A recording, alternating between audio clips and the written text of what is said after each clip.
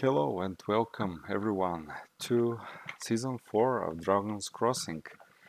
There were some hiccups yesterday and the registration didn't start, and today it was all fixed and we were able to register our heroes and start playing. And this is my roster. I don't know anything like patch notes, and I have registered heroes based on previous season knowledge. We had the mages doing the best from all the classes, followed by the warriors and then the rangers. So the ratio is like 6 to 5 to 4 in my case, and I have registered 15 heroes so far. I don't plan in general to register more, but things can change. It is always nice to have like a second group of heroes starting late, and if I register now, I'll be tempted to play them. So probably right before the registration closes in several days, I will make a decision if I'll register a few more heroes, probably up to 20. But it really depends. These are all Genesis heroes. I have tried to find my like best rarity heroes, which had a lot of skills, and also their stats are pretty good. Maybe except Trent, he has like 34 base or 38 base stats. Not the best, but it's like average. But he's a mythic, and I want these nice NFT drops. Also, I plan to stream with a new hero that I bought, this legendary warrior, Marley Green and Rodo Barley, the mage. Probably I used all these before except this new hero that I bought, and it would be quite interesting how, as you noticed, I have put under each hero the build that I plan to use. And you can read this like I'm emphasizing first on the primary attribute. This is like a no-brainer. Then if it says like quickness plus wisdom, it means that probably I'll emphasize on quickness in the early levels, and then I'll emphasize on wisdom. Of course, if you roll 4 and you have 6 points, you're going to put 2 on all of these 3. In general, it's a nice idea um, to focus on 3 stats, but maybe there is a case. I'm actually trying this out a bit with some of my heroes that I already played with. Um, Let me just switch to the roster. For example, Drake, you see, he has pretty high charisma. So I am going with like the main build will be quickness and wisdom, but I would like to probably make the charisma around 10 because he already has pretty high. So I'll be able to persuade monsters when I have the chance, um, until I think including zone 3. Like 10 charisma, maybe you have a point or 2 or 3 from gear, and you'll be pretty good, in a good shape to convince like a regular, to persuade, excuse me, regular monsters in the beginning areas. So another example, for example, it's Xavier. I have leveled like 2 points in strength. He's going for quickness and wisdom, but I first leveled 2 charisma because he has already high quickness. So it was strength, charisma, And then I think I put one in, I rolled like 3 and I put 1 point in quickness. So getting this 10 charisma, I think maybe a case when you're not focusing on 3 stats, but probably putting a few points. But for me, it makes sense only if you have like 7 or greater charisma. I would not do it, I would not spend the points if I have 6 or less. Even 7 probably I will not spend the points. I will spend it if I have 8 or better. Um, it can work also for rangers, although rangers are utilizing charisma the worst from all the classes because they don't have skills that scale with charisma. But occasional successful persuade can help a lot actually. So um, I think, and this is my opinion, you can make your own decisions, but generally, if you have 8 charisma, I would say make it 10 as soon as possible, but not at the expense of um, not leveling your main stats. So you need to have this nice, juicy, like 3 and 4 rolls for stats at the beginning. And it will pay off, in my opinion.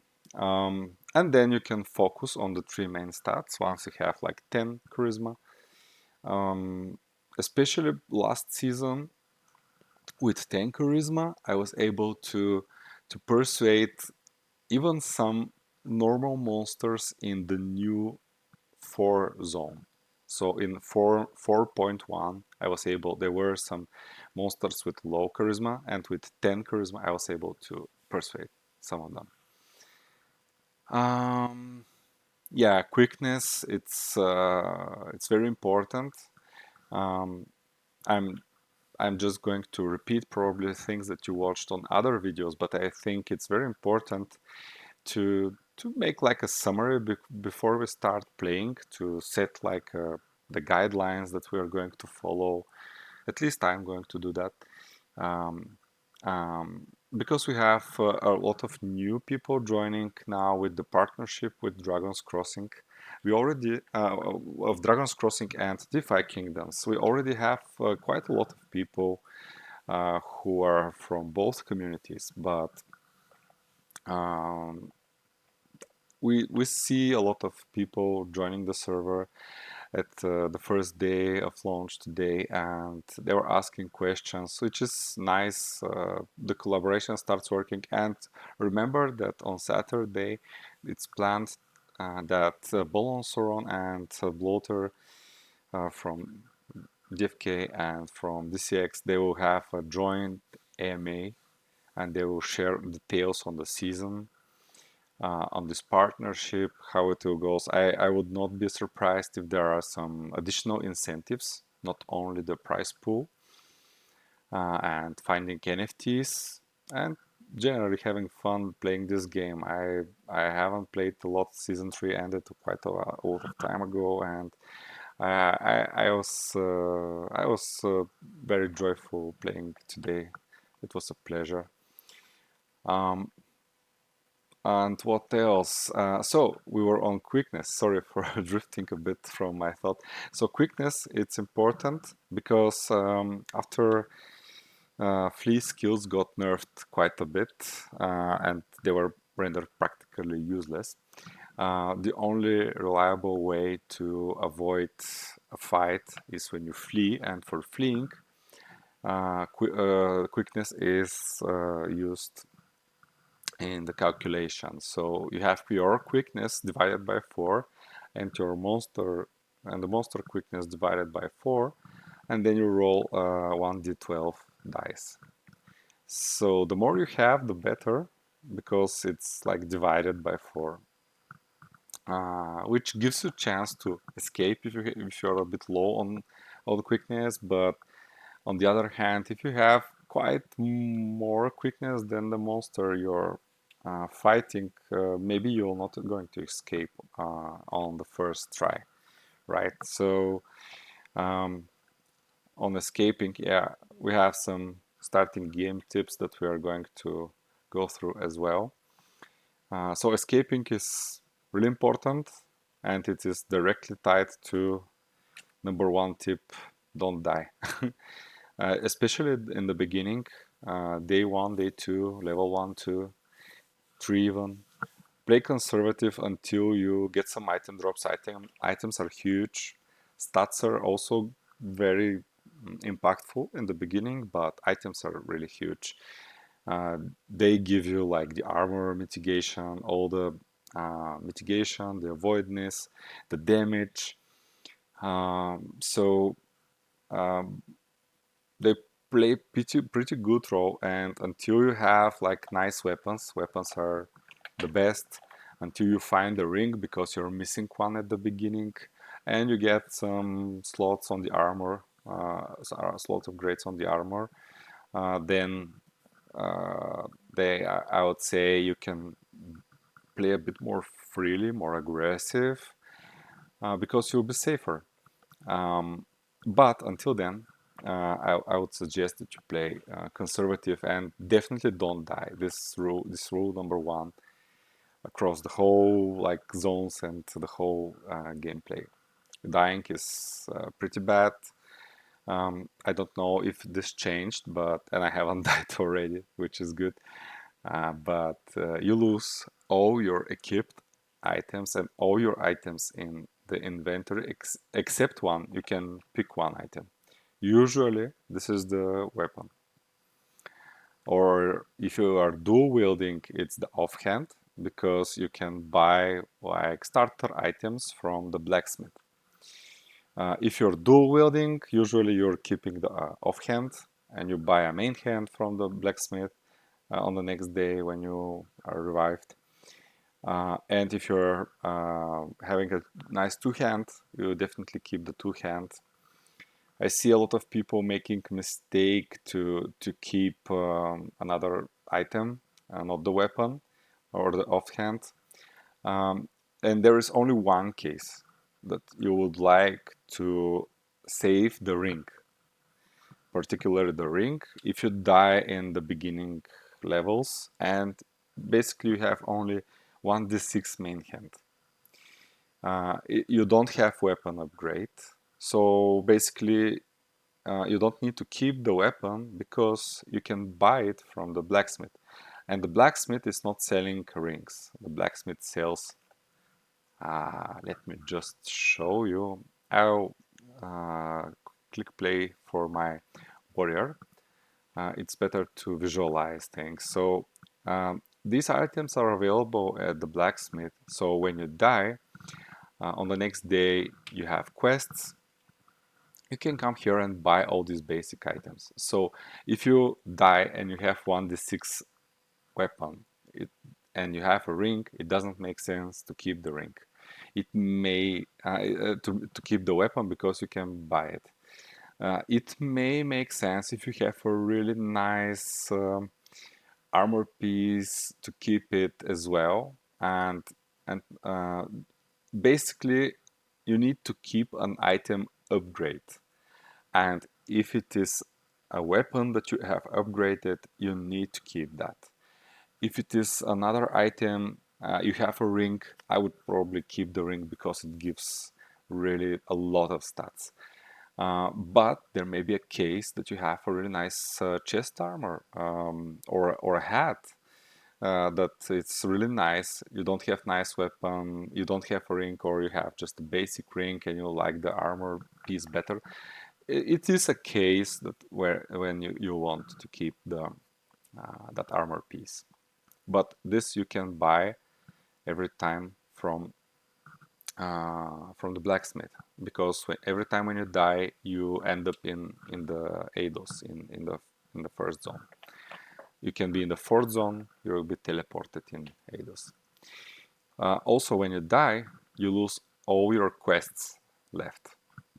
So I guess if you are at 15, 10 quests at the beginning of the gameplay with this hero for the day, you need to be conservative. You if you die, It's not like game over at like 14 quests or 10 quests, but this almost guarantees that this hero is not going to compete for top 3 spots. But if you die, for example, on your last quest, you risk it. You have like 20 hit points and you get some goblin and you get some bad RNG. In the end, it's a flip coin and you die. But you're already at 0 quests. You're not going to lose quests because you already spent all your quests, but you're going to need to lose probably 4 quests or 3 if you have a nice weapon just to buy the rest of the gear from the blacksmith, just to start all over. And it is not a big deal. You're still in contention. Like 3 quests are not a big deal. You can make it up with some nice decisions and nice RNG in your favor, but if you lose like 14 quests and you need to buy equipment, like maybe 3 more to that add, like it's 17 quests behind already. And it's quite hard to bounce back from that, but your season is not lost. Other people die as well. Other people recover. Some recover better than others. As I said, they make better decision what item to keep, or they have better luck getting new item drops right away. Don't give up if you die. Just continue. Try to recover and try to do the maximum with this hero. Try to do your best with this hero, and you can basically earn more money than you paid for registration. And it's a win. During playing, you may find an NFT. You can sell that or use it for the hero. It's a win again. So every time, don't give up and try to do your best. Dying is really bad, but it's not the end of the world. Yes, it may be the end of this hero being at first place, but I'll tell you what, previous season I was playing with a ranger. A friend of mine lent me a ranger to use for free. The ranger had monster stats, monster skills. It was like maybe I think he is the second best hero according to stats. He had probably 54 stats out of 56 maximum, and he has 6 skills, full skills. I didn't die with this ranger. It was really easy to play with it. It was safe. He has like 10, 10, 10, and 16 agility. It was crazy good to play with this ranger. But he didn't die, and he ended like I think 98th place, which is still better than that. But he didn't die, but he didn't do anything extraordinary as well. I was playing. It was safe to play with the guy, but probably you need a bit luck to get some nice item, or there was quite a lot of luck related to how you gain experience in the new zones. Maybe I was unlucky there. So you may, and I died with other heroes which placed actually further, but they died at 0 or 1 quest left, and they bounced back pretty good. So it's not the end of the world, definitely. Um, let's go second tip. Okay, maybe 3 and 4 are better to illustrate now by showing you. Once you are a registered hero and click play, the first thing you need to do is to equip your items. And now let's see if we're lucky. We're not lucky. And I'll tell you why. Sometimes, not always, maybe 50-50, warriors can get a axe, like the starter weapon, which has +1 bonus damage, which is quite a lot. From level 1, you're going to do not 2 to 7, but 3 to 4 to 9 damage. It's like 2 to 7 because I have a really low strength with this hero, but very nice other stats, except wisdom. And yeah, if you're that low on your primary attribute, I think you have, if you have 11 or 12, it will be 3 to 7. So this is the worst possible damage that you may have with any hero at level 1. And we're going to start playing with this girl. Second thing you need to do is equip skills. And usually, not usually, but definitely, you have 2 starter skills at least, and these are the only ones that you can use until level 4. At level 4, if you have a skill book, you can learn it. There are some level 4 skills that you can use. But the skill points, you start with 12, and there is a decision that you need to make, like 2 skills from overhand chop or 3 skills from grapple. And I think in every case it's better to start with the skill with 4 points because you have more uses. Even if it seems that the skill is not that good, at level 1 it is good. And make sure you don't, if you want to upgrade at level 2, because you're going to get 1 more skill point, at level 2 when you level up, this button will be active. You can just decrease if you have uses of grapple, and you can put 1 point in overhand chop. Because when you decrease, you'll get 4 points. You have 1 extra from level up, and you can get 1 point of overhand chop. But if you need to use the skills, this means that you have hard encounters. It's better to have 3 skills from the 4-pointer than 2 skills from the 5-pointer skill. And this was like 3 and 4. Always equip your items and skills at level 1 before you start adventuring, and always start with 3 skills that cost 4 points. Yeah, this is important. I put it in number 2. Of course, if you miss some of these things, like this is not the end of the world, but if you don't equip skills at all and equipment, especially on your character, you'll be at a big disadvantage. But it's more important not to fight the troll. There is a bridge troll monster that we may encounter. You'll see it now. I'll pay special attention to that. If you're level 1, 2, even if you're higher level, it doesn't matter. Don't fight the troll unless you have a 2-hand weapon, which gives much more damage, or if you found an offhand. This means that you'll be able to dual wield with the main hand and offhand weapon, and this is like equivalent, if not better, to a 2-hand weapon. And then there are some additional preconditions. Usually, even with the 2-hand or dual wield, you'll do the same damage as the troll. And if you have at least 20 hit points more than the troll, you have much better chance not to be cucked by RNG and lose the fight, and you have much better chance to win. I would wait some levels if I don't have this equipment, and if I'm not with higher hit points, I'll start fleeing directly. By the way, what you can do if you're a ranger, rangers start with a healing skill that gives also a bit bonus on dodge.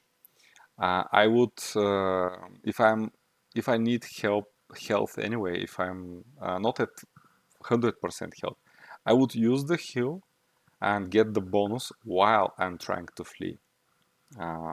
Because this troll hits like a truck, especially at level 1, 2. And you definitely need to avoid it until you meet these preconditions to start fighting the troll. Yeah, I killed the troll at level 1 today with a warrior, but this warrior got a help from a friend. I used the shared stash to transfer a two-hand weapon to my warrior. He had his full skills, he had a two-hand, but the troll took a lot of health from me. Even at level 1, it was a tough fight. I think I ended up losing like 50 health in this fight.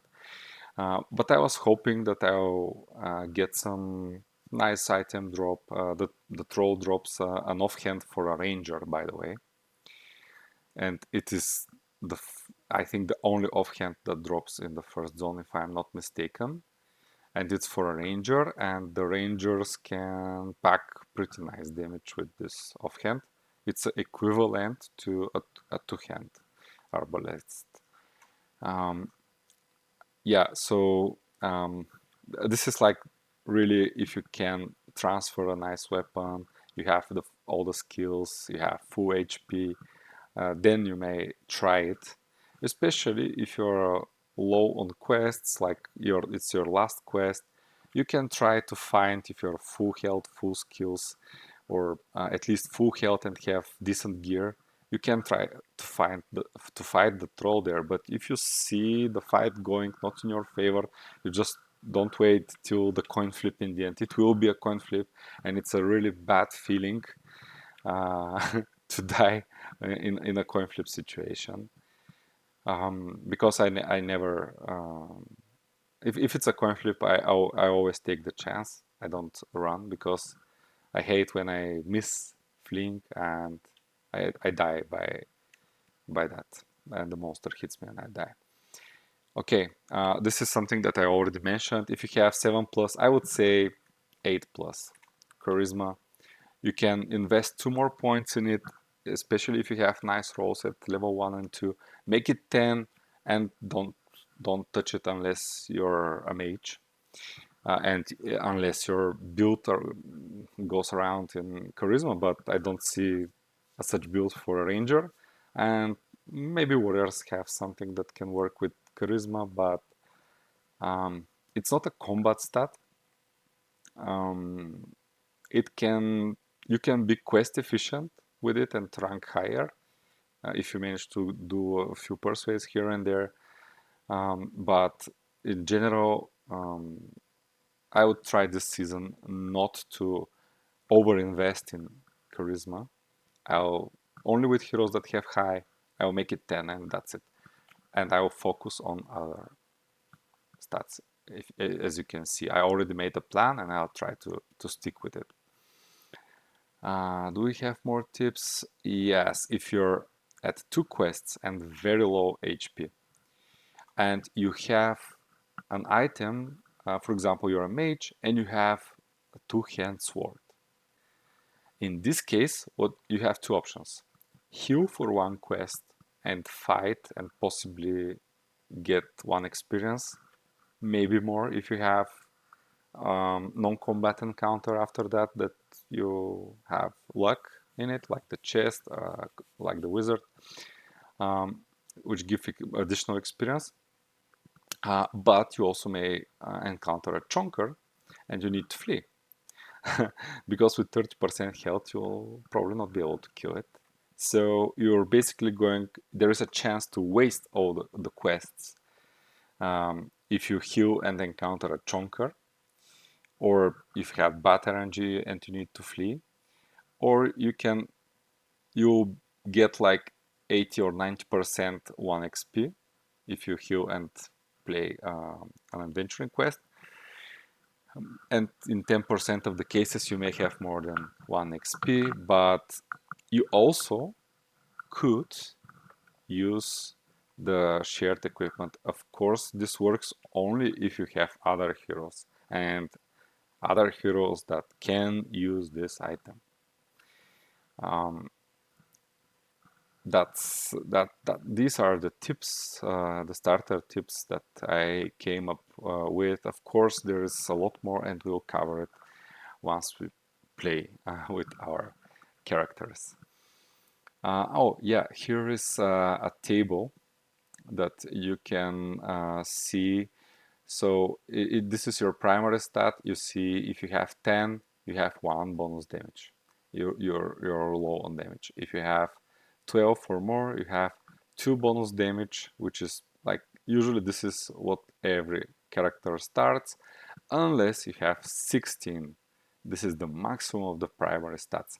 Then you start with 3 bonus damage, and um, if you're a warrior, you can do like 5 to 10 damage if you have an axe starter weapon that has +1 damage. You have bonus damage from the max strength at level 1. You have axe that gives +1. Like, this is when it's like this is the best that you can hope for. Of course, also you can use the shared stash and get a two-hand weapon, which is even better. It comes at the cost of 2 quests though. 2 quests to deposit and 2 quests to withdraw from the shared stash.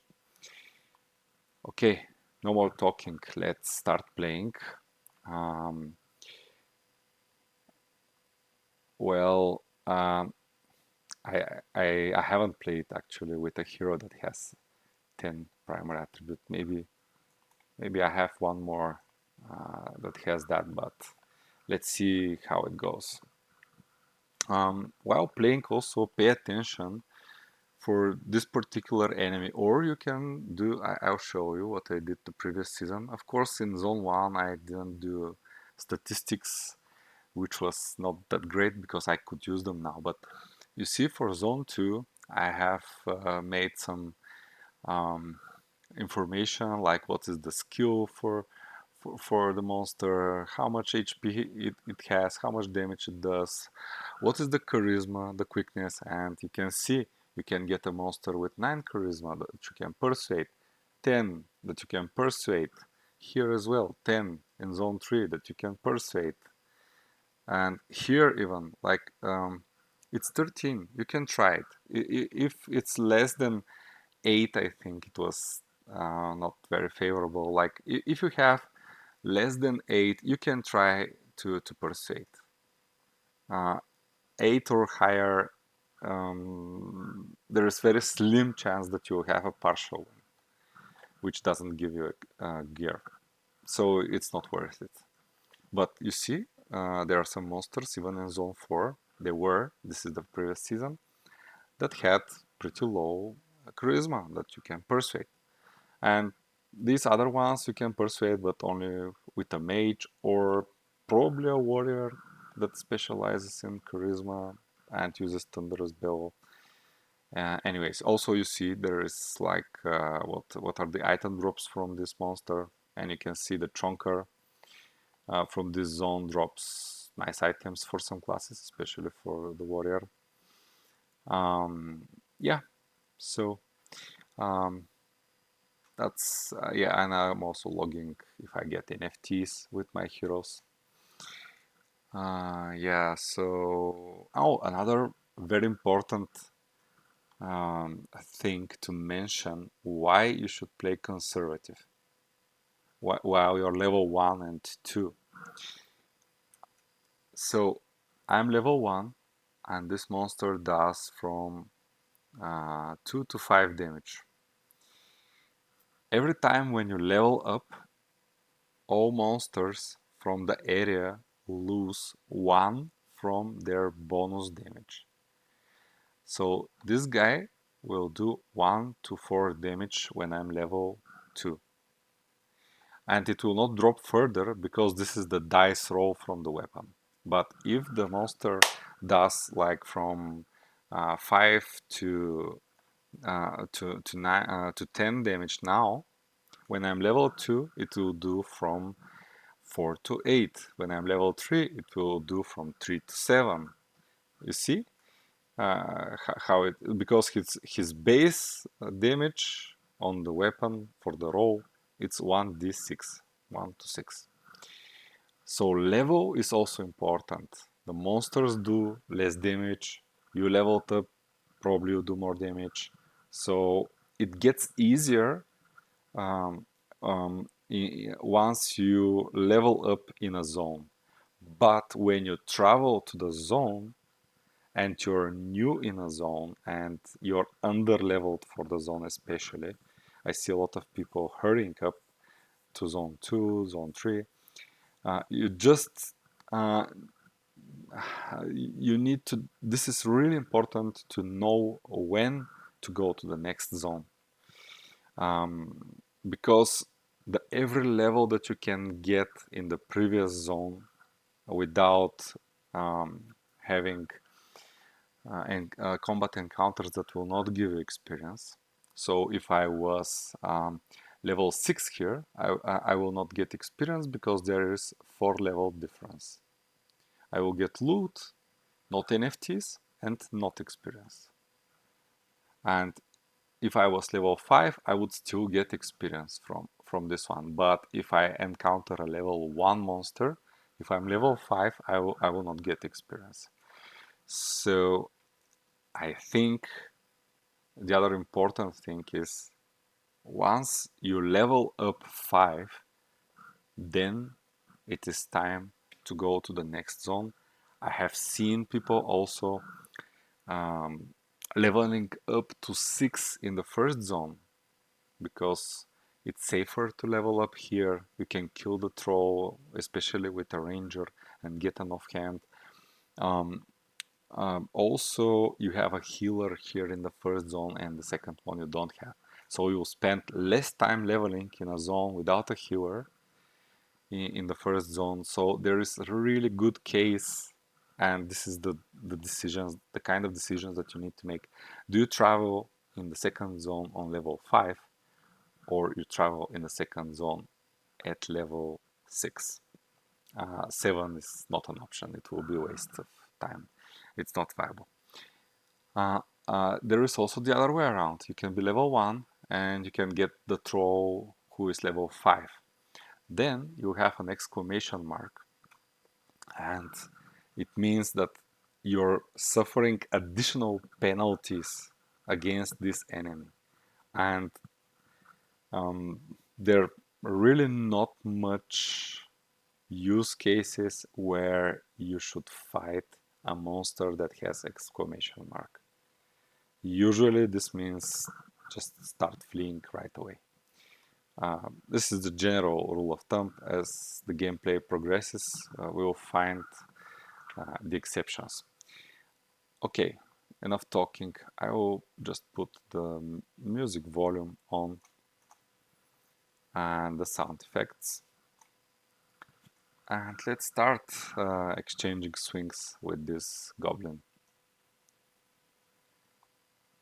Okay, he hit me for 5, 10. I'm counting how much damage it does, like 2 more, 12, 16, 21, 26. We could kill this guy a bit quicker. 26 is quite a lot, but yeah, it happens. A lot of times when I played with my other heroes today, I was at like 5 experience and I already needed to heal. I was really low on health. But it's like 26, you're 50, and this should be your thinking. I'm healthy enough to continue fighting, and nice. This is where charisma and having good starting charisma may pay off for and like make up for the loss. Now let's persuade. Always when you have nice and advantage, even as I said, if there is like 8 points difference, if this monster had 18 charisma, I would not even try to persuade. But if you're even, and especially when the monster has less, definitely persuade. And we got partial win. You can see I rolled 3 and the monster rolled 6, but because my charisma, character charisma was more, he has 9 in total, the score for the persuade, and I had 13. I have 4 more, so this is considered partial win. If it was close, like not 4 more, but like 2 more, it would be a tie probably, and nothing happens. If you lose, the monster takes a free swing at you, so you can lose some health. Partial win means that I get the experience without spending any health points, skills, etc. But I don't get any loot from the monster. If I was more persuasive, I would get possible loot and the experience. Okay, another thing, pay attention, don't rush it, especially if you're new to the game. Check these prefixes. Sometimes they're bad. This is like maybe the best prefix for you because the monster will have less chance to hit and will hit you less frequently. So this is a good. But if you see deadly, it means that the monster gets almost 30% buff in all its stats, and it will be much harder to kill. And yeah, see level 2, although he's fatigued, we are not doing the great damage. But we got a really nice item drop. You see, this is probably the best to hand for a mage at the beginning, because it's with the maximum bonus damage. You can get this stuff without bonus damage, or you can get it with 2 bonus damage. Really nice. It's like 1 to not 1, 3 to 10 damage, which is the best weapon from this zone, I think. And if I'm actually, I have a mage that I haven't played with. If I'm in the situation that okay, like I have 2 quests left, do I get 1 experience or I transfer the item? These are the cases where you have a hero that can use this item. I cannot use it with this hero, and I'll use the shared stash to help the other hero perform better. People will say, oh, but these are the whales, they have tons of heroes. You may have 2 heroes or 3 heroes. It's a mechanic that you cannot use the shared stash if you have a single hero. I totally agree with this. But if you have more than 1 hero, 2, 3, it's definitely a mechanic that you should use to your advantage. Okay, so now it's the decision. Do we fight or do we heal? The first monster took us 26 hit points. We were down to 49. Then this second took 27 and we were with 22. What could happen if we fight again? We can get similar monster. We can get a harder monster. They're usually 2 easy monsters, 1 monster which is in the middle, 2 hard monsters, and 1 chonker. This is like the hardest regular monster in a zone, and this is in every zone. So 1 chonker, the hardest monster, 2 hard monsters, 1 minion, and 2 easy. So if we get easy, we have skills. We can spend them to win the battle, and when we are lower on health, we can heal more effectively by spending 2 quests and getting 100% heal. Because now, if I spend 2 quests, I'm not that low enough to get the best advantage of the 2 quests. Probably if I want to heal now at this like 1/4 of my health, I would probably use 1 quest to heal, which is not the best efficient. So do I risk it now? What do I have to lose? Quests, which will probably render me out of the competition for top 3. I can lose this very nice item as well, which I could otherwise share.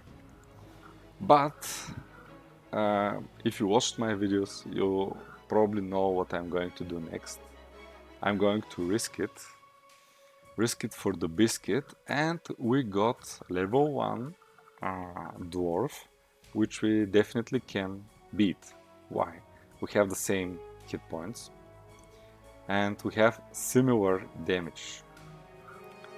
And with the help of 1 or 2 skill uses, I'll use one now. We did nice damage. Probably we'll win here. So and we won, and now we're lower on health. Also, we discovered the second zone, and this is the lore. I really advise, if you're new to the game, to turn the speech on as well, to listen to the story behind everything. But to save time, we are going to continue without that. Yeah, and now you see I used two points. I was a bit lower, like 1/6 or 1/7 of my health, so it is more efficient to heal this way. And I still have 2 skills left, and I'm full on HP.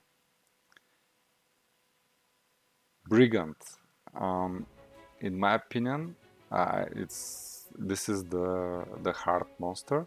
This and the deer. This guy crits a lot.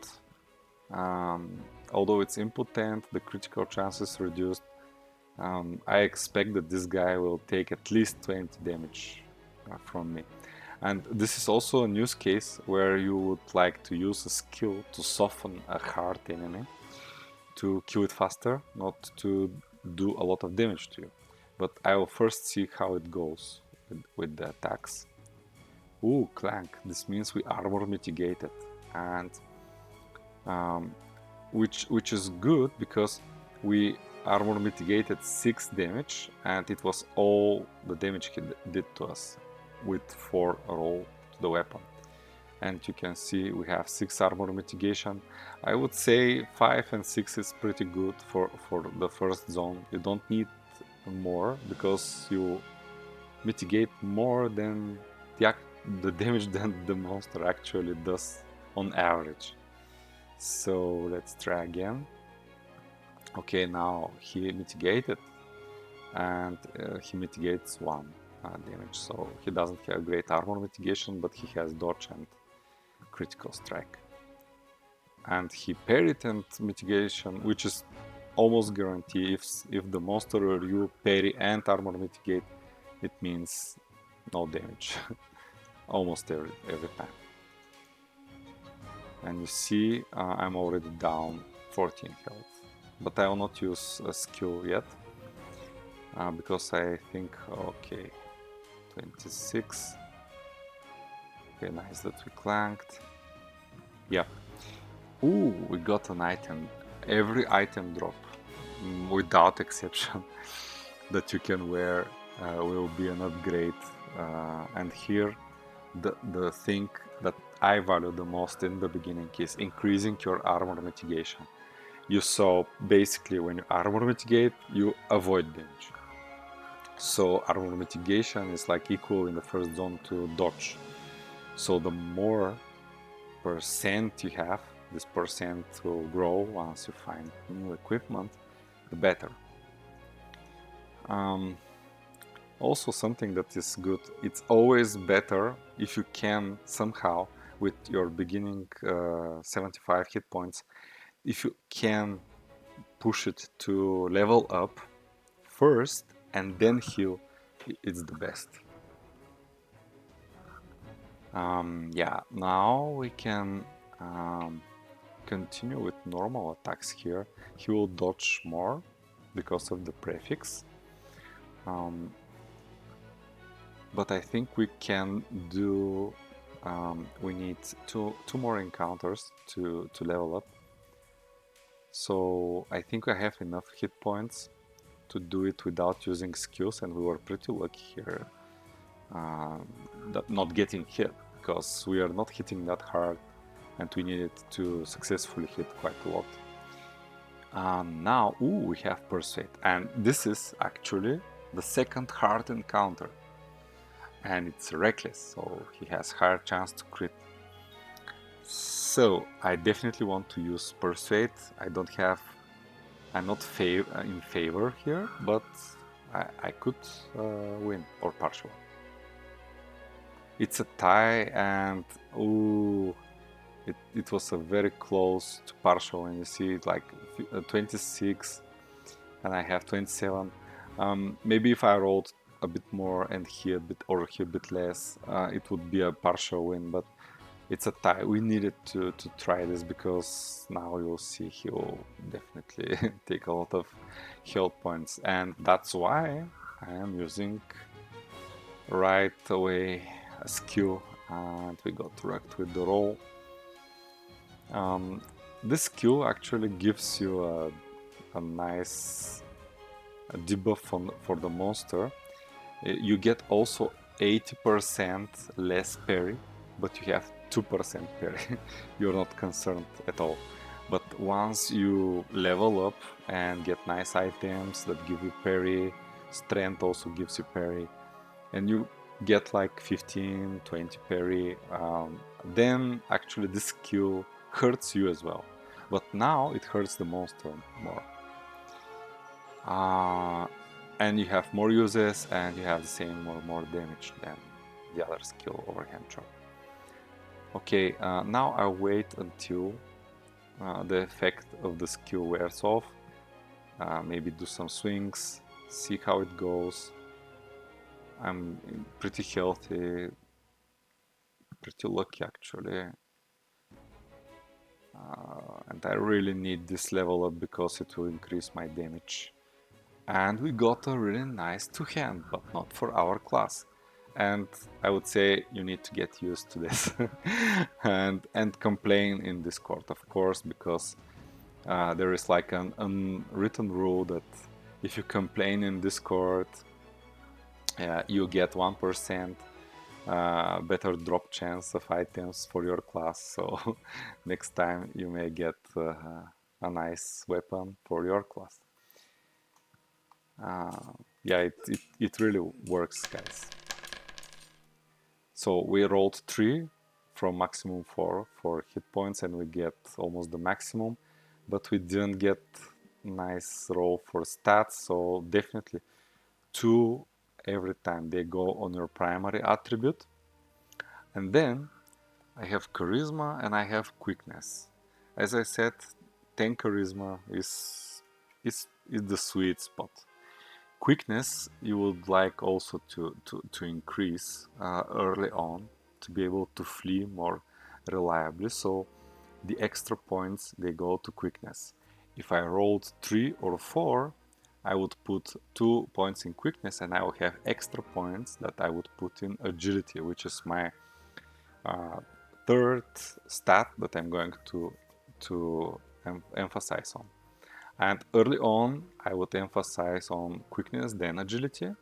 And once I get some levels under my belt and some nice gear, weapon especially, then I'll switch it around.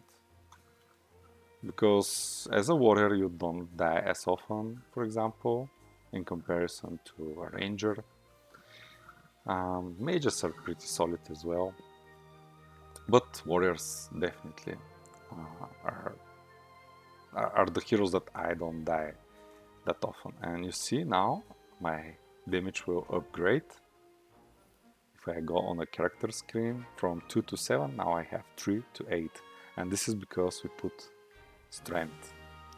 Now what I can do is I can switch this and put more to overhand chop, but my strength is so low on this hero that actually I'm doing more damage with grapple at the moment, and the 80% debuff for parry that I put on the monster hurts them more than it hurts me. So I'll leave it like that for the skills. So we are a bit low on health, but we cannot heal for 2 because it will be overheal. We can heal for 1 because we may get some hard encounters and it will be risky to go in to fight a deer or a brigand. And also if you fight a troll, you may not be able to escape with this 32 hit points. And usually if you're low on quests and you're a bit low on health like that, like 1/3, and you're wondering, should I heal for 2 or 1? You can heal twice for 1 quest, right? And it's usually I would spend probably, if I want to spend all my quests and get all the experience, I would usually spend probably two quests to heal. But I may be lucky and I may spend only 1. But if you heal now for 2, you may get unlucky and you may need to heal once more. So what I usually do in such situations, at 1/3 of my health, I can risk 1 encounter and heal to full, but it will anyways, in such situations lower on quests and like 1/3 hit points, you anyways in most cases heal twice for 1. It's better than heal once for 2. And it's also the more conservative play, not that risky, that may keep you alive. Okay, fatigued, nice. I'm going to save the skill. Don't know, this is not a hard encounter, this is the easy encounter. One of the easy encounters. And you can see even 1 damage more, and 1 level more, it's actually much better. It felt like a breeze, this fight. And this is the other easy encounter, the rival adventurer. I will not use here skill as well. And we lost much less hit points than when we were level 1. We also got the mask, it was an item upgrade. And now let's see what we get. Okay, it's an easy encounter. Probably I'll not lose a lot of health here, and I'll be able to do more encounters and spend the other quests. So let's do that. Or unless something crazy happens. Ooh. Okay, let's see this hat. Okay, let's. You need to pick another option here to see the lore. Okay, this is one of the nasty encounters. Actually, if you paid attention to my spreadsheet, actually it's hidden. Never do this encounter, the Lovecraftian monster. Only at low HP do those things. The orb is not going to give you much benefits unless they changed it, but I don't want to risk it. I will touch it. There is a very small chance that you get a permanent bonus. And others I will always do. And I got this encounter, so if I don't guess correctly, I will be lowered to 1% hit points. So basically I'll need to heal. And I can heal and do 1 more, or I can transfer the item, one of the items when I'm when I'm at no health, I can spend quests to transfer the items. So if you flee, you may get reduced by 20%, and you anyways need to probably heal for 1 quest, and this is from your maximum health point. So basically I'm forced to use the first option here, because here I can flee without getting reduced health, but it's like a 50-50 from my experience. And here I have a chance to get permanent bonus or no health. Let's go with that. And we got permanent bonus. Chance to hit is really important. Missing is quite often and chance to hit helps you miss less.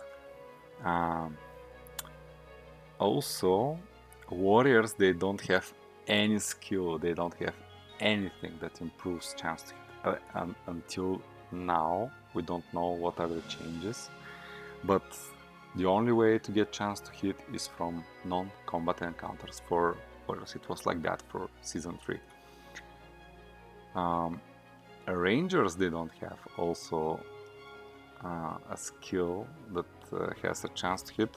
They have since Season 3, a sniper skill gives you 10% for the whole combat, which is a nice skill, but it works after level 15, and if you have it learned on the hero.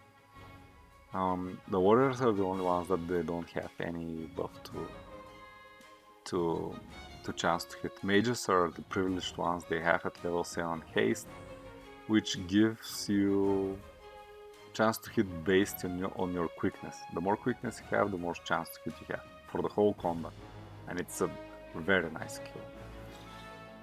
And now the decision: do we transfer the staff? I like the staff a lot.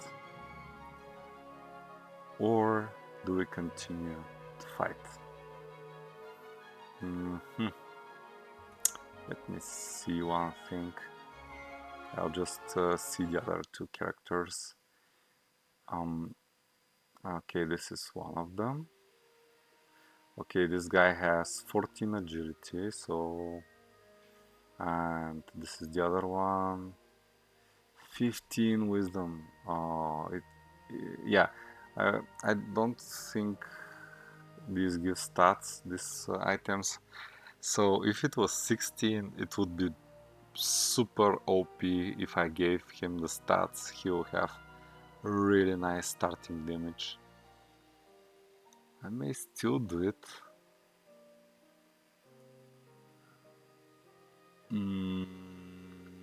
Okay. I will try to play with these heroes. Okay, this is the only opportunity that it's worth transferring an item at level 1. You'll be... It gives you such a big boost. It's just so nice. Okay, which one? Okay, let's transfer the item. You never know which of your heroes will perform better, but I kind of like hurt a bit this guy by not getting 1 or 2 experience, which is not a lot. And I lose 2 quests, and now it's not in my inventory, it's in the shared stash. And I'll go and pick it up with the mage, and you can see the difference. I did already once this with my warrior. It was although I spent 2 quests to get the 2-hand. Now I'm at 13. I end up pretty well, like level 2 with 4 or 5 experience, 3 or 4 experience on the way to level 3, which is usually what I get even if I don't use the shared stash. The thing is that I healed only once for 1 quest point, because I had much more damage. I was 1-shotting and 2-shotting enemies. It is that good, yeah. Of course, if you roll high. So you have 5 till 12 damage. This is... You can compare to the previous hero who started with 2 to 7. It's a huge improvement. And now let's not forget equipping skills. This one is better for the start because it scales better with wisdom, and it's 1d4, and also this one, it gives you nice bonus damage for 2 turns, like a burn damage, but you need a lot of charisma to pull this off. I have 7, and I think it's rounded up, so I'll have 1 bonus damage twice. But also I have some agility with this hero, which is strange. Where does it come from? Oh, the stuff. This is the random attribute from the uncommon rarity. So I will lower the difficulty to hit on the monster with Freya Frost, which means that I'll hit more often. It's a buff for you and debuff for the monster. And you have 1 more skill use, so maybe this will do a bit more damage. 1 more damage at level 1, but you have 1 more use here, which is better. Always better at level 1. And let's start. Forgotten Dwarf. So this is the medium monster in this zone. And I'm not going to use skills. I have crazy damage, right? 2 shot. Boom! Ooh, we got also an item improvement. It's not by much, but it's something. Like you get 1 more armor mitigation, 1 more hit point, which means every time when you hit, the more hit points you have. When you heal, the more hit points you have, you'll heal more efficiently. You'll heal for a bit more, a bit more. Let's continue. Okay, this is a hard encounter, and I would really like to level up and then heal. So I'm using 1 skill here in this moment. You see nice damage. Okay, we rolled low, but now, yeah, it's a 2 shot. This is how crazy good having a 2-hand is, and how, like, this is very good for if you have more heroes. One of the benefits.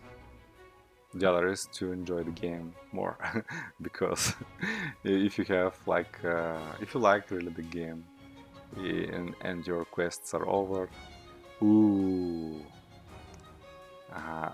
we are really good damage, we have more health, but we have debuffs. We, even if we're lucky to win, which I really doubt that we are going to win this fight, we will be so low on health that we'll need to heal for 2. And I will flee now. Try to flee right away. You see, even when you flee, he managed to hit me. And I'm fleeing these encounters. Every time when there is an exclamation mark and you're new in the zone, it's almost I would not advise you, especially if you're a beginner, to fight exclamation marks. Never. And we can continue. We're still healthy, and this guy, okay, we cannot one-shot him, but there are some others low on health. Ooh, we missed 8 damage so far, but usually it's a 2-shot. If you hit 2 times, it's these easy monsters are done. And one really important thing about quickness, I forgot to say, it saves you health points. How? Basically, it's like saves you health points, you're more healthy. How? Because here, I don't know now, because I'm using auto roll dice. I may have hit first, because quickness is also measuring the initiative, not only the chance to flee, but also who strikes first in the turn.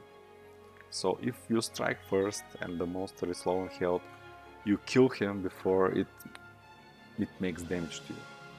And if the monster strikes first, it can have lower quickness than you, but it can still strike you first, because it's not a guarantee, but you have much higher chance to strike first if you get more quickness.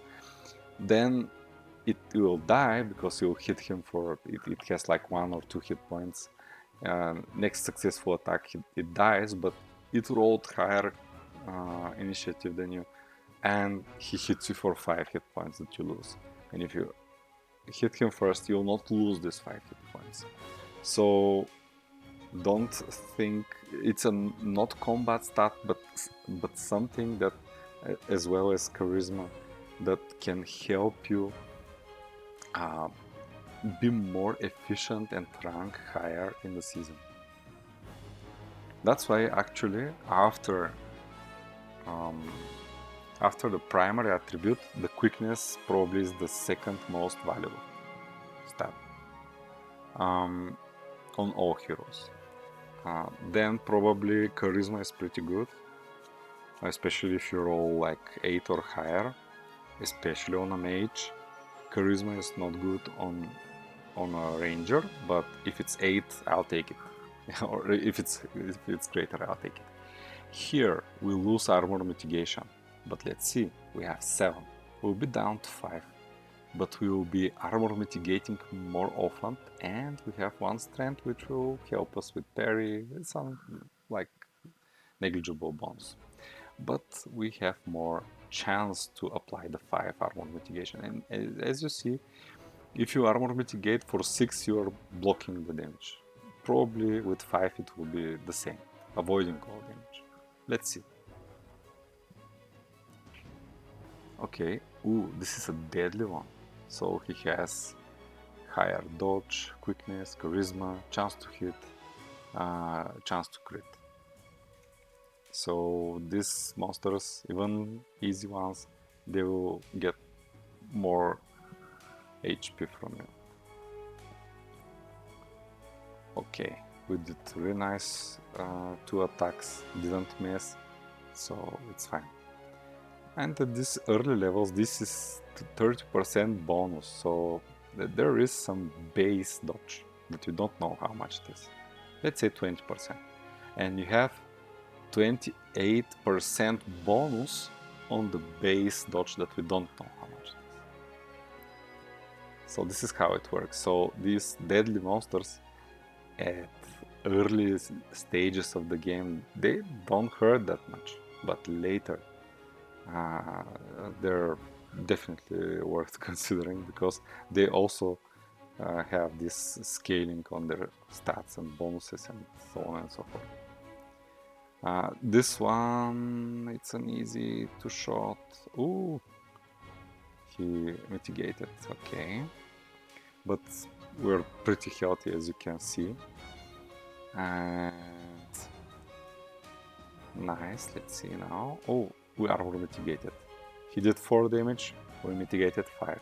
So it's better to mitigate often at the beginning, because the monsters, easy ones, medium ones, they don't hit that hard. Okay, but this guy, I'm not hitting for that high damage. It was like 5-5. Yeah, but we're in a pretty good shape with this character. Let's hope for nice rolls here. Okay, 2 is not the worst. So we need wisdom, definitely. We're increasing our damage. And then we have good quickness, 9.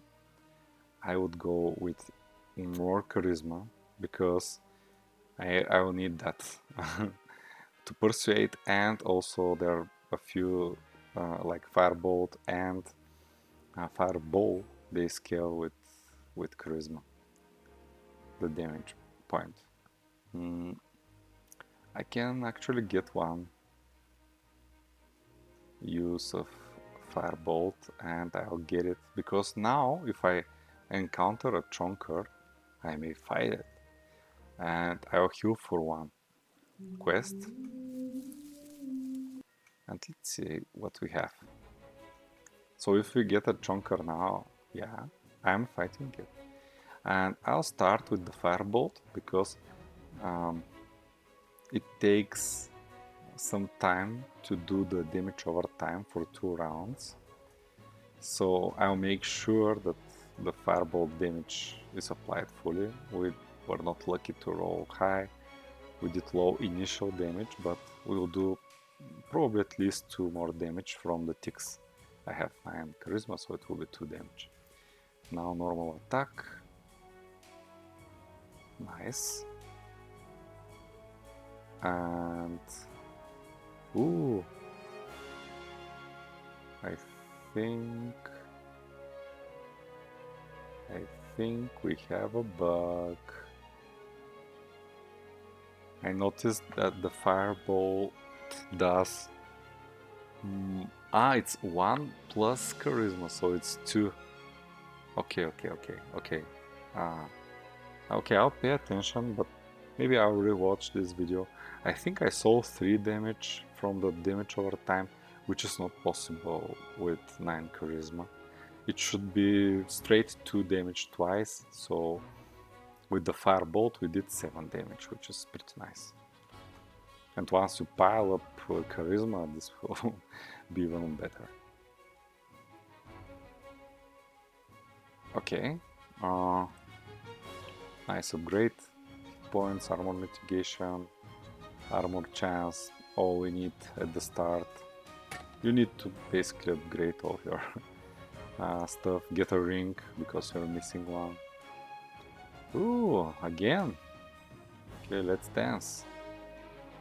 I'm definitely using skills here. I don't want to take them to my grave. And you can see, even with 6, now we have more armor mitigation because of the upgrade.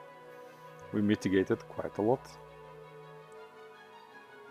Okay, that was a critical. It's unpleasant, but we still have twice the hit points and we do more damage, so it's an easy win. Without the exclamation mark, of course. That's very hard to win, if not say impossible. Okay, this is the medium encounter. We don't have skills. I hope to shot this guy before he managed to do a lot of damage to me. Less armor mitigation proc. I don't want more. Okay, ooh, that's an unfortunate one. So, if I pick this and I get to 1 hit point, I will basically not be able to do one more quest and probably get 1 more experience. If I escape, even if I'm reduced to 20 hit points or a bit less than that, I may try to get.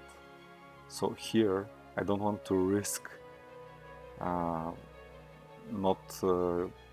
using my last quest, so I managed to flee without getting my hit points reduced, which is good. And now again, oh man, 3 times in a row. Or it was 2, like, yeah, you know what I mean, like to see this troll 3 times in your first day, it's nice that we got the stuff right.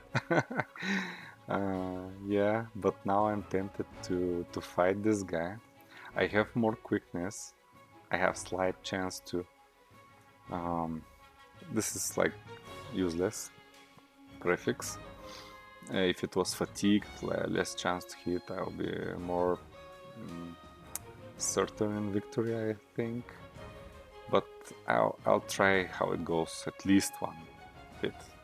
If he hits me for 10, then I'm definitely starting to flee. Okay. Well, I hit him for more. So, oof, it's a tough one. He can kill me with a critical, and for that he needs also to roll very high damage and crit strike. He can one-shot me. I cannot one-shot him. Even if I crit, it would be it would be like sorry, I'm a bit bad with math. It's like nearly 2 AM here. It's like 18 damage. I'll be a bit short, so I need to hit him twice. Probably he also needs to hit me twice, but he could get lucky and kill me. Oh, well, very, very tough decision.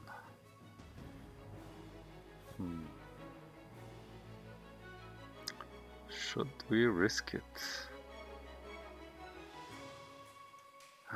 If we die, it's not a big deal. We don't lose quests. We will save our best item. We will just lose three quests to buy the starter items. So, lose 3 quests, which is the worst case scenario, or win 1 experience, which is the best case scenario.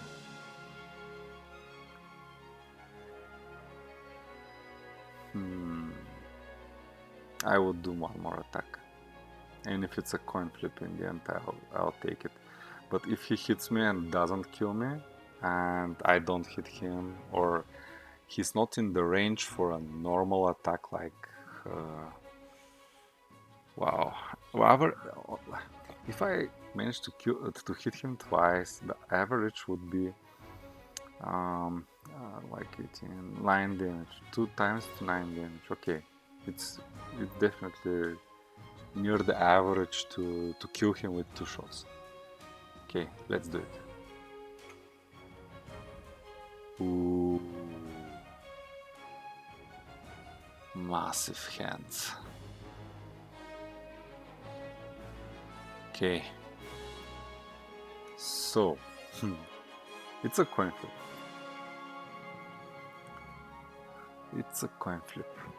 If he hits me, actually there is a very slight chance that if he hits me first, that I'm... Okay, for this I'm going to turn off the auto roll. I won't see. It will be quite suspenseful. So if he hits me, if he rolls really low, or if I armor mitigate, he will not kill me. If I hit him and he doesn't mitigate anything, even if I hit with the lowest damage, I'll kill him. It's a coin flip, I'll take it. Okay, let's see who attacks first. Yes, yes. This is good when you not use auto roll. You see who got the initiative and hit first. So if it's a hit, it means I hit him. The worst thing that can happen is I roll very low and he armor mitigates and I don't have enough damage to kill him. Okay, it's definitely a kill. He didn't clank. I can take a breath of air. And let's see, did we get a loot? No. We got experience. Oh, this is very good. Or very bad. So, we got 1 experience, right? This is what we could win at the best case scenario, right? Didn't take into account actually that there are non-combat encounters possible after a fight. Worst case, we lose 3 quests, okay. Best case, we win 1. Now, best case is we get 2 more experience and we got really close to level 3. Worst case is we lose an item. And the worst case, we lose this item. Because you lose 1 from your equipped items. The thing is, if you run, in the past, it also was a lower chance, but still a chance to lose an item. I would prefer, I always went with to get experience. Unless I'm full experience bar, I then always selected to leave the box. Cross fingers, and I lost 1 item. I really hope it's not the damage. Oh, yes.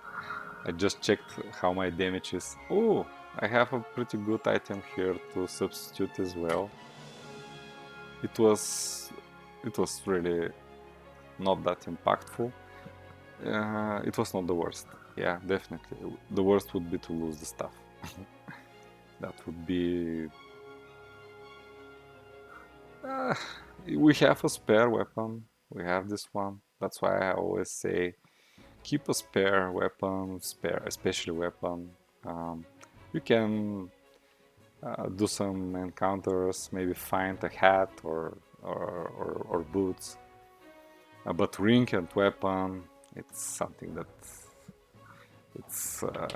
I remember last time when I was showing my wizard previous season, he lost his ring. I didn't have a spare one, and I think it was probably maybe. I think I fought even Abaddon without a ring, with that character. It was crazy, like not to get a ring for weeks, like 1 week or something or more. Okay, we're slow, but I think this would be really helpful, all what we are doing now for you guys, especially the new ones who are not familiar with the game. Let's equip everything now. Let's equip the skills. Sorry, now here you see I have some skills because this is a character that I played with again, but they will be available at level 7 and at level 4. And actually the starter skill for the ranger is better than this one until you have like 60 agility. Then this one becomes better. So maybe this and the firebolt are the best starter skills and one of the best skills in the game as well. Not only from the starter skills, but from all the skills.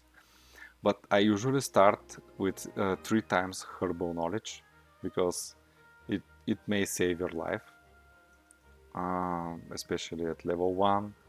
Start more conservative with more skill uses.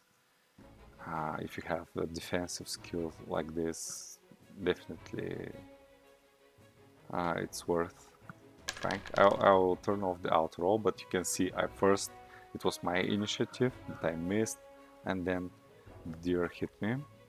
I'll turn on the auto roll because we'll lose a lot of time. And deers are really, really hard. At least I have 3 to 8 damage, which is a big deal. Okay, we discovered the tile. And in the other zones there are more tiles to discover and they are really important, so if you are lucky this also plays discovering tiles quicker. Okay, this one is pretty strong.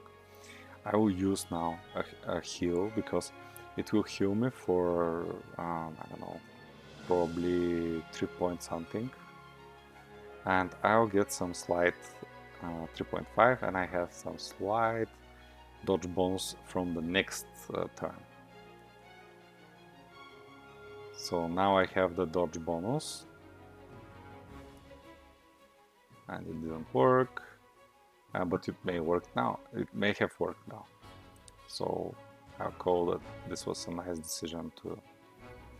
And he didn't do that much damage, which is good.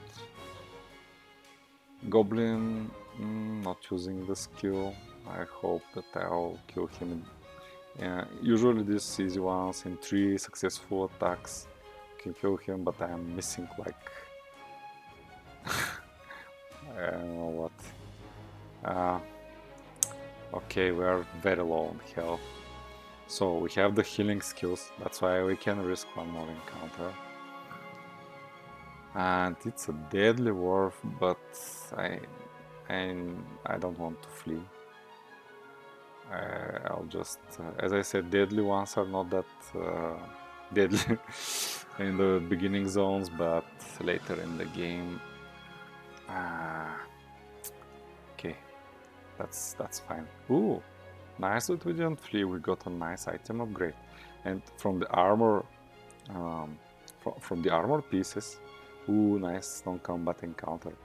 Always pick this option unless you really want to go to be teleported to Eidos, which is in the first zone. And now we arm wrestled the guy and we got one free experience. Nice. And I'll heal probably. Should I heal? Oh, I have one more use of herbal knowledge, but I'll tell you why I'm going to heal now later. Now I have enough health points to... okay, persuade. I have more charisma. Let's do it. It's a tie. But this time you see he rolled more, so... It's... okay, let me hit you one more time. Nice, nice, nice. We got 2 upgrades. Oh, we didn't equip our upgrades. Well, every time pay attention, because this is huge. Every item upgrade, it increases your armor mitigation chance. Why it is 12? It's not that much. Yeah, this armor is like for a warrior. Like it's chain armor, and it's gives more armor amount and less mitigation. Basically, it's better for warriors because they usually these armor types, they give more strength and more warrior attributes. Of course, everybody else can wear them. They're not restricted to a class, but usually they give better attributes to a warrior. There are like light armors which are better for mages because they give attributes for mages like wisdom, charisma. Let's level up, and they're like in between, like medium armor, which is for... okay, should I go with charisma? Let's do it. It's 7, but we also rolled very low, but let's do it. And now I'm going to switch to Bark Projectile. Why? Because we're level 2. We're not going to get the exclamation mark if we encounter a chonker. I'll heal for 1. And if I encounter a chonker, I want to... This is probably the best starting skill for prolonged fights in the early zones, because it scales with agility initially, but then it's just a roll, and it's 3 rounds. It rolls from 1 to 4. It has the potential for 3 rounds to do 12 damage, from 3 to 12 damage, which is huge. And initially from let's say 3 to 6 damage. So it's a really nice one, and you want that. Better than 3.5 hit points if you're fighting the troll. And if I get the troll, it's better to be now when I'm full health, but it's a deer. Let's see how we roll so far. Very good. Okay, we didn't take damage. That's always good. Adventurer, easy one, should be easy one. Also pay attention to skills. Even if they give some huge percentage bonuses, as I said, we don't have that much to worry about. That's why I recorded. Ooh, this is huge. This is huge. Also, this is an encounter that I always do. The worst that can happen, you can lose 2 hit points. You can lose 1 chance to hit, but you don't have anything to lose, so you lose nothing. Or you can lose 3 attributes, which is hurting at the beginning. Which will hurt a lot actually, because I'll have 1 damage less. but it is one of 3 options, so 3 negative options. There are 3 positive options. You can gain 3 attributes, strength, wisdom, and agility. You can get 1.5 hit bonus permanent. In comparison, you lose 1, which you don't have, so you don't lose anything. And you gain 3 hit points in comparison to losing 2 if you are on the negative side. So let's see what we'll draw. It will be really unfortunate. Okay, we're gaining something. Let's see what. 3 hit points. I like the hit points a lot. I like all these bonuses actually. Hit, stats. Every time when you gain something permanently, it's very nice. Yeah, but be careful. If we lost now attributes, we would lose also 1 damage, which is very huge. But we got a really nice crossbow, and it's a huge upgrade. 4 to 9, now we have 4 to 13, 4 more damage on top, and we got some critical chance, we got some hit points,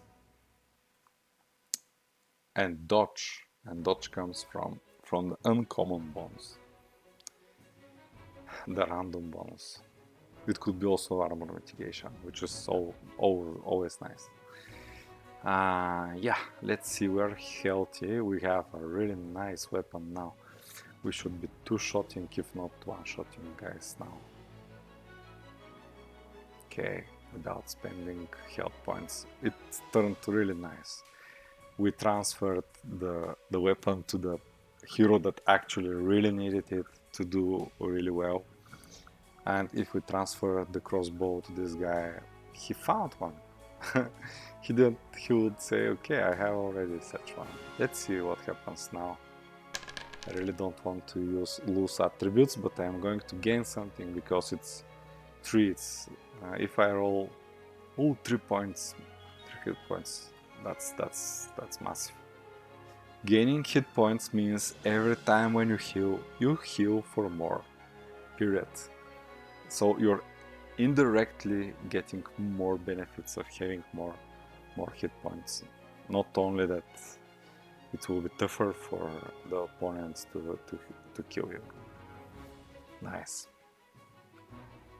Okay, let's see what comes next. We're pretty healthy. If we don't get the chunker draw, we're going to be really good with that amount of health, with that amount of damage. And we have a skill. I'll keep it. And boom. Ooh, clank parry, but we do so much damage that we... Ooh, this is also very nice. I think this is my best hero so far, equipment wise. These are very nice for like this leather armor for ranger, mail armor. We just need to upgrade the hat, but you see guys here how much bonuses, like 3-point crit, 3 points. These are like 2 regular items in stats, I mean. Yeah, definitely good.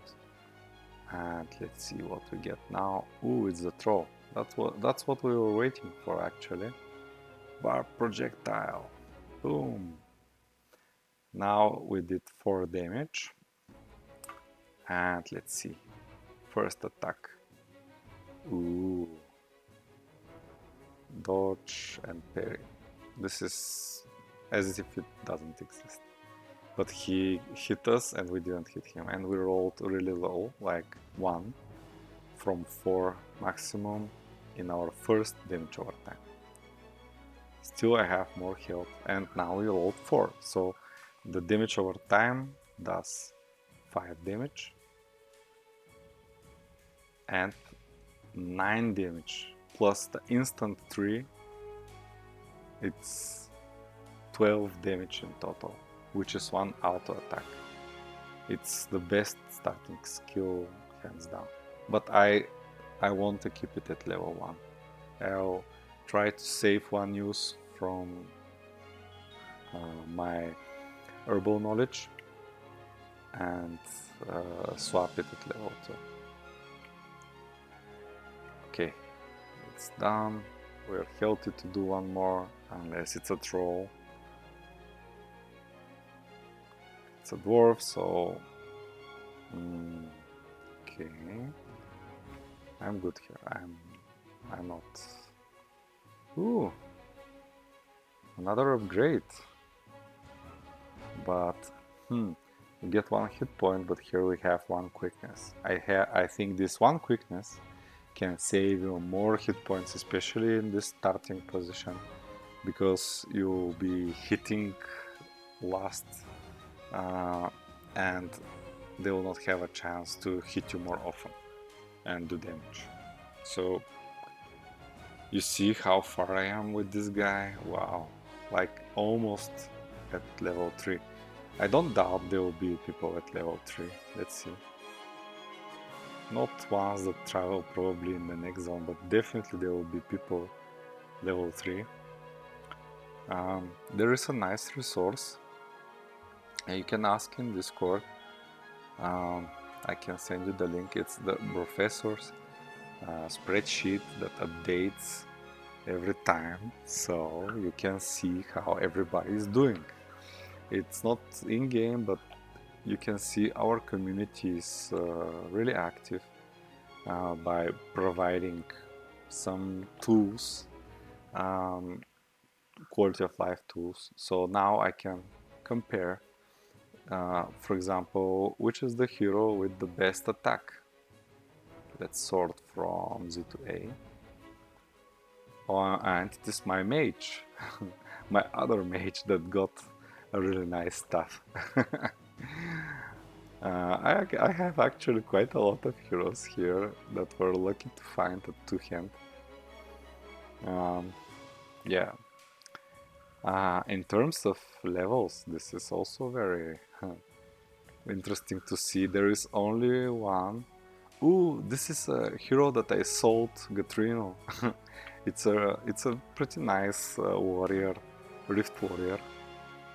He wanted to have one warrior, one class from all genders and from Genesis and Rift type. And this was needed for his collection, and he's doing pretty good. You can see that this guy needs 1 experience. Yes, it's 8. 1 experience, and it's actually a girl, Alina, probably, to level up, but I'm near here as well. You see, I have some heroes that were lucky, and these were not the ones with the highest damage.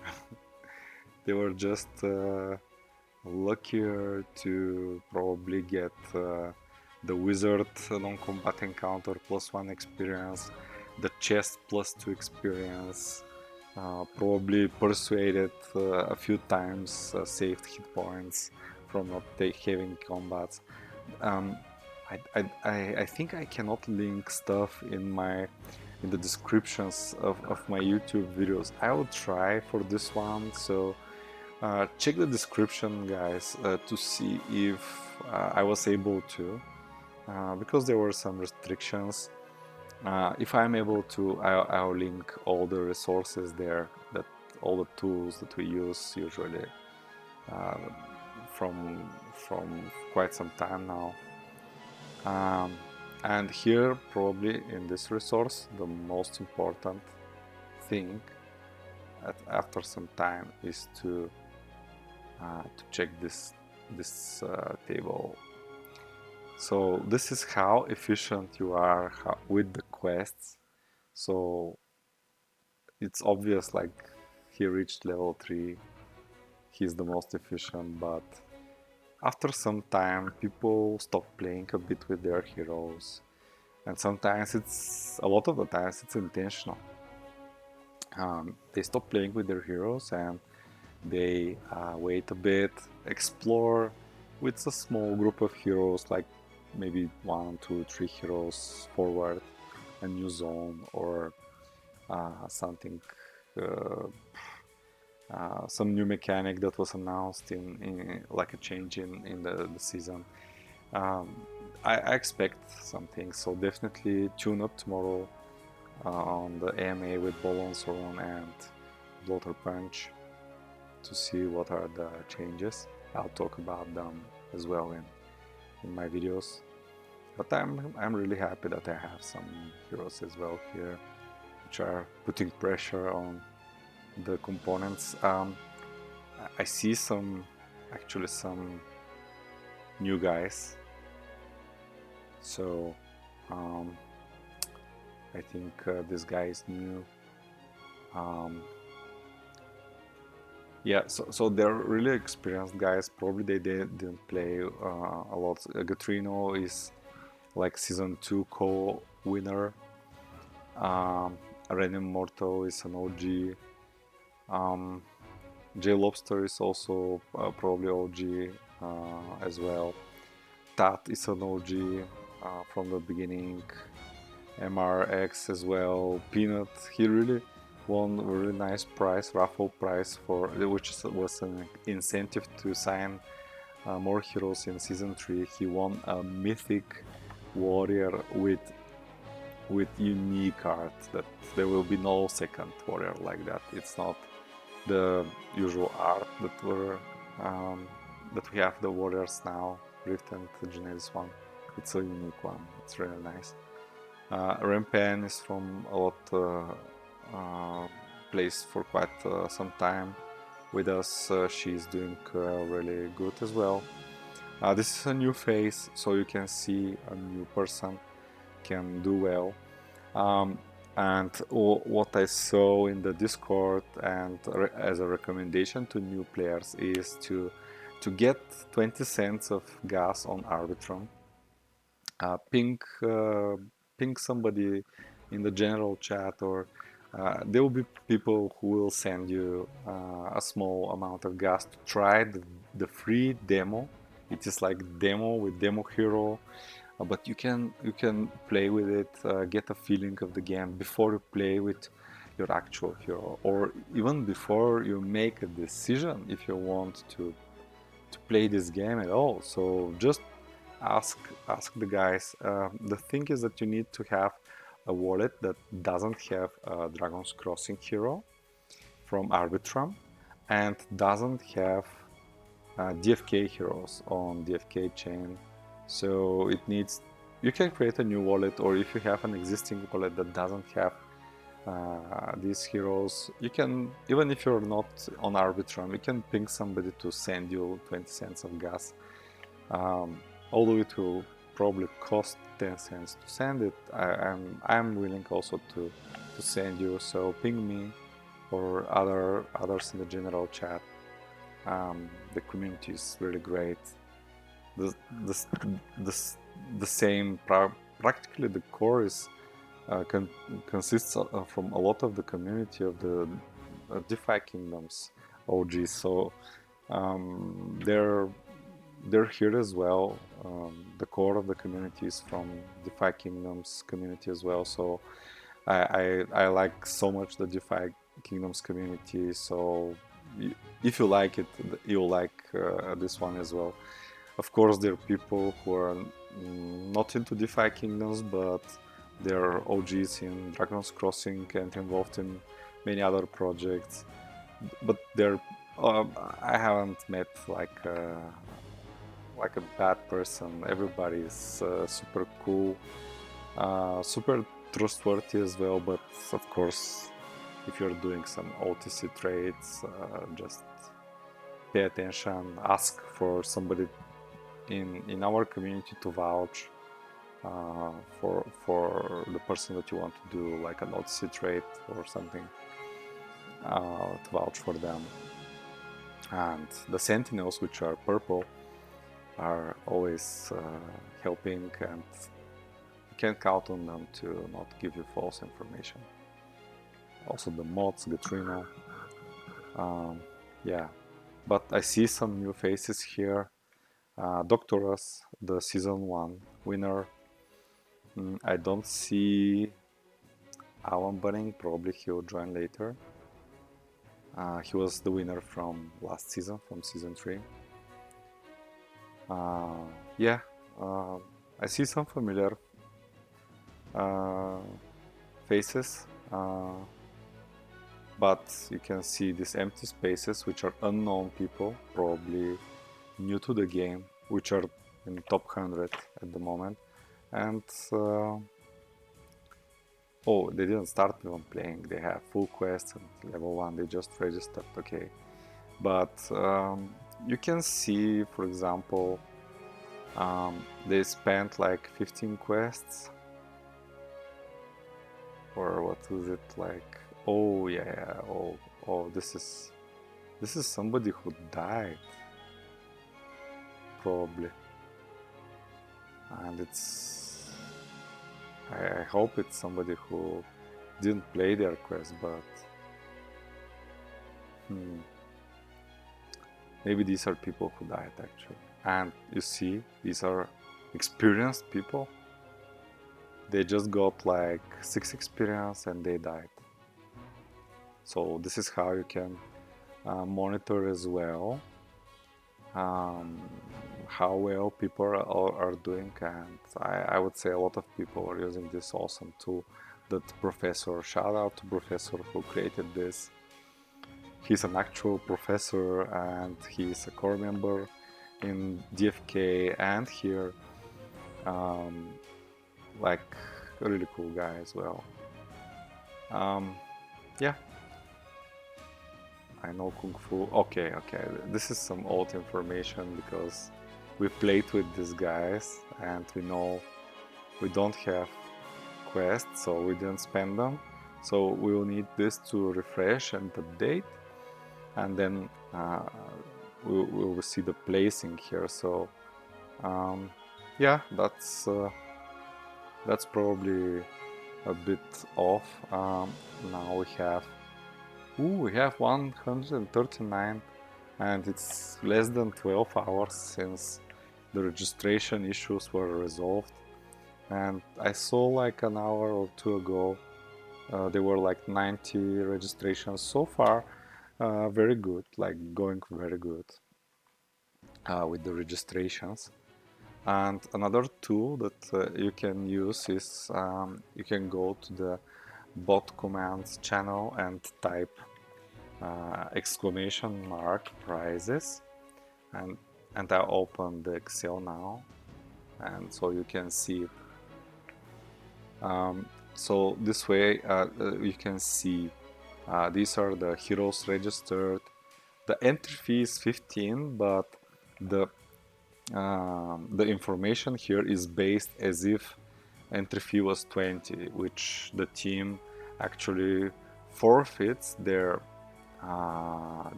team share of the season fees, which now is 25%. They forfeit this share, and all $15 that everybody pays to register a hero, they go into the prize pool. So they will be distributed. Okay, you can see here, if you end up in top 75% of all these heroes, you're getting some money back, like a third of your registration feedback. This is not counting any NFTs that you may find. If you end up in top 50%, you almost get your registration feedback, not counting any NFTs. If you're in top 40, usually it is the case because your the entry fee is $20, but now you'll be $5 ahead if you're in the top 40%.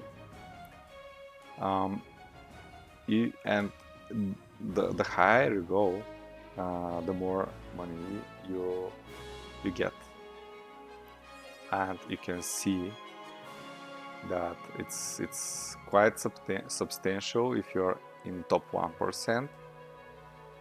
For now, it's like only in top 1%. It's only the winner, and this is. But once we have more hero registrations, you'll see that actually the first, second, and third place, they get this sum here is formulated by like a prize pool which is only for top 3 and the prize pool for the top 1%. But now it's a bit not accurate. Once we have, like tomorrow when we have more registrations, you'll see how much exactly will like top 3 places get. Actually now top 1 place will get $100, which is quite a lot from like percentage from the total prize pool. But the more registrants we have, the more top heavy the prices are. Basically, the prices below top 1% and below, they don't change a lot. We just have more heroes that win those prizes. For example, here it's not only one, it's like 12 or 20 heroes that win $100. And if we have more heroes here, actually I can show you. I have here like a simulation. So now we have, let's say, 150 heroes. You can see how are the prices. The previous season we had like I think 800 heroes registered, and top 1% are 8 people, and on top of that, who get $73 each, and on top of that we have top 3 which got these prices. Or more, I don't remember if it was, I think it was about that. And you can see, even if there are like 2,000 heroes, these prices will not change, only the number of people that and heroes that are getting them. And it becomes much top heavy, like in a poker tournament, right? The final table, the people who end up at the top places, they get the biggest share of the tournament money. And usually in poker even it's yeah, they have lower rake, but usually 15 people from hundreds are getting any money at all. And here it's quite high, the percentage of money that people get something back at least, if not at least the participation fee. Yeah, so yeah, at some point I think once the project scales, because I really like this project a lot, if we reach like 1,000, 10,000, you see how much prize money we are talking about for top 3. And I guess, but we were having discussions with the team. One of the suggestions as a for this season that came from our Sentinel group, people like OGs and stuff, was to lower the rake for the promotional season, to do a promotional season for the DFK partnership and integration with the DFK chain. And they listened, the team here listens a lot to the feedback from the community, and they basically lowered their rake to 0. But in general, there were, when we were doing the talks, they said, okay, if we scale up in users, now we have some project costs that we need to cover, like maintenance for hosting the server and so on and so forth. We cannot lower much the rake, which is 25% of the whole fees, but in the future, when we scale the users, we may do that. We may lower the rake to 10% or even lower, but it would be like proportional to the number of heroes that we got probably the last season or something. So Definitely I expect top-heavy changes once we scale the registered heroes to a very high number at some point. I expect these to scale as well, and I expect even more here, like maybe 2.5k for a number one, and let's see, top 1% they may get $100, not 73. 2 to 10% they may get $50, not 40. You see what I'm talking about? Scale up the prices and to be top heavy, because the philosophy of the team is that there will be losers and winners, of course. Some will break even, some will lose everything. But in order to be profit and to be sustainable, you need to have people who win and people who lose. But with the rake lowering down when the users are scaling up, more of the registration fees as a percent will go back to the people who are actually playing. And yeah, this is definitely something that people who love the project and the people who are working hard at the project, the team, it's a small but dedicated team. They would like to reach that point and develop other game modes. So this is like the game mode, which is fully functional, fully developed game now. They want to have the steady income from seasonal play to be able to invest development time in developing probably PvP mode, probably another mode. There were a lot of suggestions, like short tournaments which last a day, for example.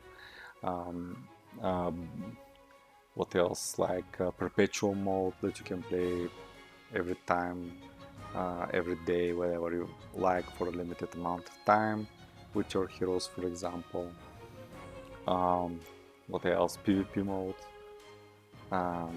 So a lot of nice things to come, in my opinion. If this project succeeds, if this partnerships works out, there are a lot of things to look forward to. And I like also the D is the architect of the main developer and the architect of Dragon's Crossing, really experienced blockchain developer and developer in general. I really like his philosophy. He says that he has this philosophy that one NFT should not be used in one project only. If I have a hero, why can't I use it in another game? Or if I have an axe NFT from, for example, from DFK, they will have a crafting system, they will have items there. Why are not these items used on another project? Why this another project needs to create a new ecosystem to create crafting system from scratch when they can use an existing ecosystem and mutually benefit, like both communities can mutually benefit. Something that the Frisky Fox also says quite often. A rising tide rises all ships, right? So yeah, it's not a competition, it's a partnership, which I like a lot, and it probably would unlock a lot of possibilities in the future. The possibilities are countless, with minds like D who are thinking like, okay, this project has what we need to create, for example, a new mode which would be basically a new game, different game. It will not look like that. This is what we have for seasonal play now for Dragon's Crossing, right? If they develop PvP, it may look totally different. Perpetual play as well, totally different. it may be a 3D game, it may be anything, and but it will be Web3 definitely, and it may also utilize all the best from both worlds, Web3 and Web2, and by being on DFK Chain, we may utilize also the whole ecosystem. I see as um, an OG member from Dragon's Crossing, but I'm also OG from a second month from starting DeFi Kingdoms from September 2001. I'm in DFK as well. So I see a lot of benefits, and sorry for talking so much about this, but I really want this to succeed and to see this partnership evolve much more, and why not having some even community developed games or whatever based on NFTs from Dragon's Crossing and DeFi Kingdoms on the DFK chain. It would be super awesome to see. We have so much kingdom builders, including myself actually. So I would say there is a lot of potential, and I'm really stoked for the future both of DeFi Kingdoms and Dragon's Crossing. With this said, I'll see if I can put links, and I hope you enjoyed watching the video with the gameplay. I hope all the tips and tricks and advices I give you will help you in for you to reach higher rankings with your registered heroes. And feel free to write me a comment on YouTube, like and subscribe also if you find value in this video, to receive notifications once I release a new YouTube video. And you can ask questions in the comment section in YouTube. You can ping me in Discord server. I'll be glad to help you with anything that you have in mind, or any suggestion that you may have. You can ask me anything basically. Thank you once more for watching. This is the first day, episode 1 of season 4 of Dragon's Crossing. Season 4, which is marked by the partnership with DeFi Kingdoms and opening DFK Chain, the game on DFK Chain, to another big community, which I respect a lot. Have a good one, guys, and see you in the next one. Bye.